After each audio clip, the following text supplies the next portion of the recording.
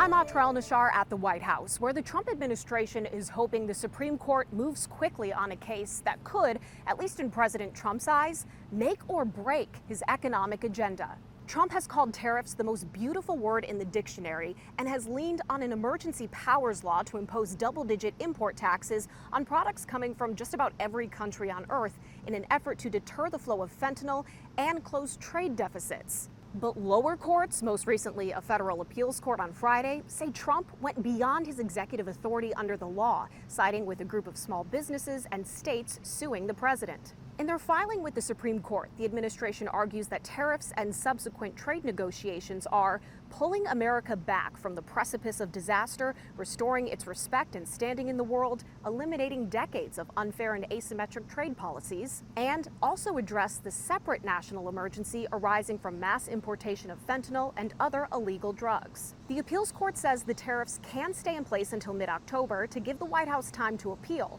Earlier this week, the president says he wants the Supreme Court to fast-track a decision because of losses on Wall Street. We're going to ask for an expedited ruling because, when you look at the stock market's down today, the stock market's down because of that, because the stock market needs the tariffs. But in their filing, the White House says the court should expedite because the lower court's decision has jeopardized ongoing foreign negotiations and threatens framework deals. After months of negotiations and extensions for dozens of trading partners, the president secured just 8 trade agreements. These deals are all done.